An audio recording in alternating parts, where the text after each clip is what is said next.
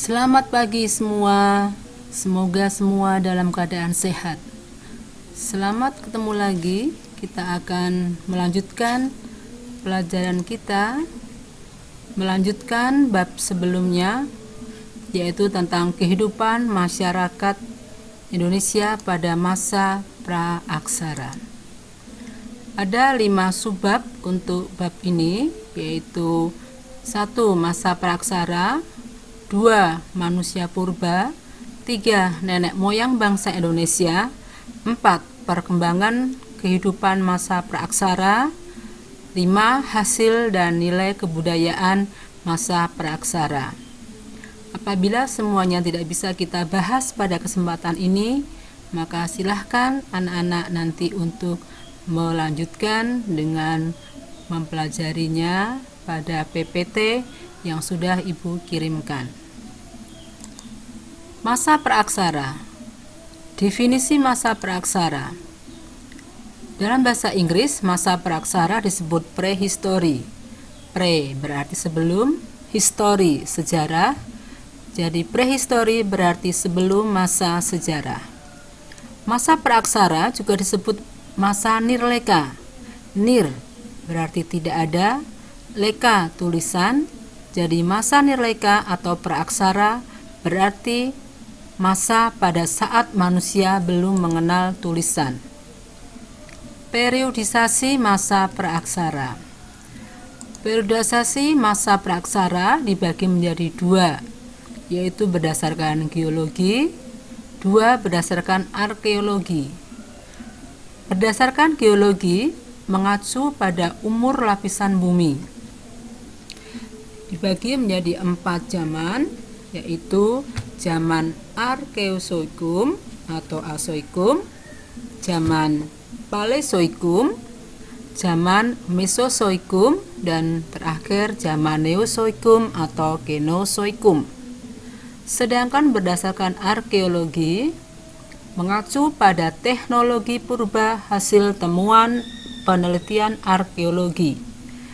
Zaman ini ada 4 zaman, zaman Paleolitikum, 2 zaman Mesolitikum, 3 zaman Neolitikum, 4 zaman Megalitikum, dan ke-5 zaman logam. Kita beranjak pada manusia purba. Lokasi penemuan manusia purba di Indonesia, anak-anak perhatikan peta Indonesia ini. Nah, disinilah tempat-tempat penemuan manusia purba. Wilayah Indonesia diperkirakan menjadi tempat hunian manusia purba. Beberapa daerah di Indonesia yang menjadi tempat hunian manusia purba antara lain Sangiran, Trinil, Wajak, dan Flores. Jenis-jenis manusia purba di Indonesia. Manusia purba yang ditemukan di Indonesia terdiri atas beberapa jenis. Jenis-jenis manusia purba tersebut: 1. Meganthropus, 2. Pithecanthropus, dan 3. Homo sapiens. Pertama, Meganthropus.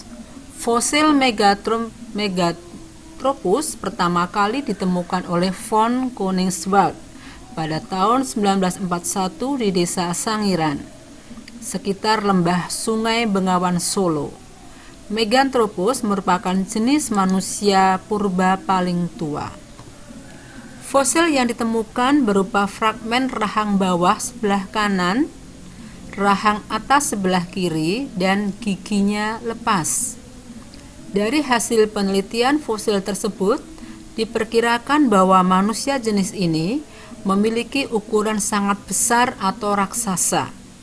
Oleh karena itu, fosil ini dinamakan Meganthropus paleojavanicus. Meganthropus paleojavanicus diperkirakan hidup pada 1 sampai dengan juta tahun lalu. Fragmen fosil Meganthropus yang ditemukan masih sangat sedikit. Berikutnya Pithecanthropus. Kita lihat Pithecanthropus merupakan jenis manusia purba yang banyak ditemukan di Indonesia. Sisa-sisa kehidupan Pithecanthropus dapat ditemukan di Mojokerto, Kedung Brubus, Trinil, Sangiran, Sambung Macan, dan Ngandong. Beberapa jenis Pithecanthropus yang ditemukan di Indonesia yaitu Pithecanthropus mojokertensis dan Pithecanthropus erectus. Pithecanthropus mojokertensis, silahkan dilihat gambarnya. Pithecanthropus mojokertensis merupakan manusia purba jenis Pithecanthropus tertua yang ditemukan di Indonesia. Pithecanthropus mojokertensis ditemukan oleh von Koningswald di Mojokerto tahun 1936 pada lapisan Pleistosen bawah. Hidup sekitar 2,5 sampai dengan 1,25 juta tahun yang lalu.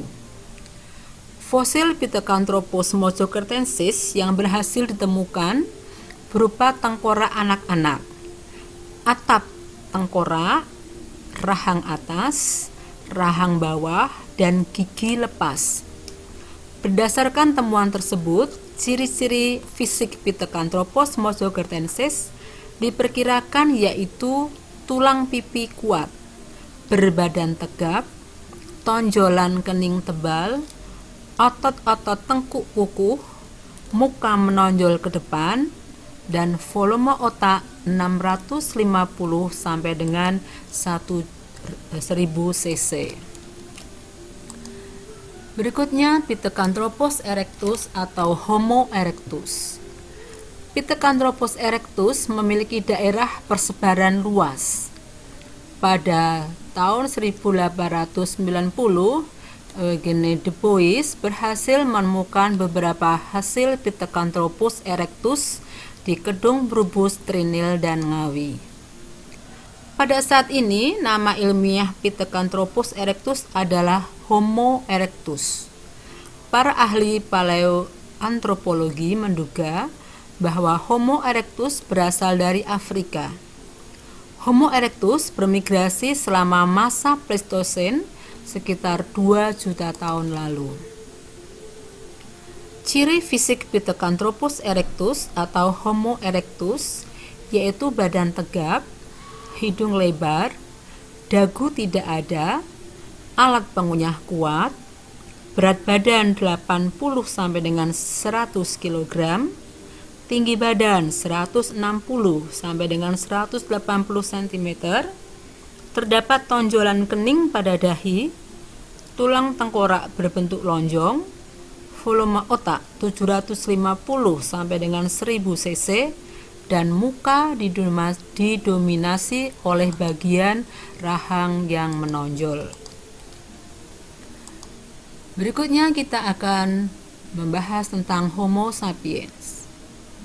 Perhatikan anak-anak untuk gambarnya. Homo sapiens artinya manusia cerdas. Tingkat kecerdasan Homo sapiens salah satunya disebabkan oleh volume otaknya yang jauh lebih besar daripada jenis manusia purba sebelumnya. Homo sapiens diperkirakan memiliki ciri-ciri fisik antara lain tengkorak besar, volume otak diperkirakan 1650 cc, muka datar dan lebar, akar hidung lebar, bagian mulut menonjol sedikit, dahi agak miring, di atas rongga mata ada busur kening yang nyata, langit-langit mulut besar dan dalam, rahang bawah masif, gigi besar-besar, serta tinggi badan sekitar 173 cm. Jenis-jenis Homo sapiens yang ditemukan di Indonesia yaitu Homo wajakensis, Homo soloensis, dan Homo floresiensis. Homo wajakensis. Homo wajakensis atau manusia wajak ditemukan di lembah Sungai Brantas, Wajak, Tulung Agung, Jawa Timur.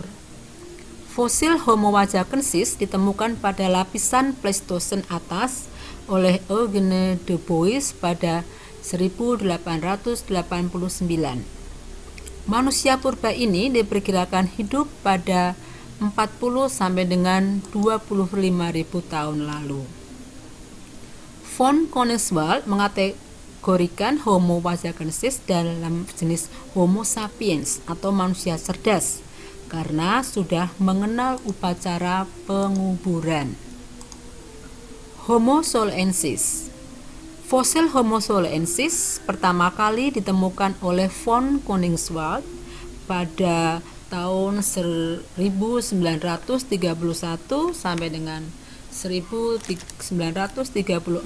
di daerah Ngandong di tepi Sungai Bengawan Solo. Selain itu, fosil Homo soloensis ditemukan di Sambung Macan dan Ngawi. Manusia purba Homo soloensis diperkirakan hidup 900 sampai dengan 200.000 tahun yang lalu. Homo floresiensis. Homo floresiensis ditemukan oleh para ilmuwan dari Australia pada 2003 dalam ekskavasi di Gua Liang Bua Flores. Manusia purba ini hidup di Kepulauan Flores sekitar 18.000 tahun yang lalu. Menurut tim ilmuwan yang menemukan fosil tersebut, Homo floresiensis merupakan keturunan spesies Homo erectus yang hidup di Asia Tenggara sekitar 1 juta tahun lalu.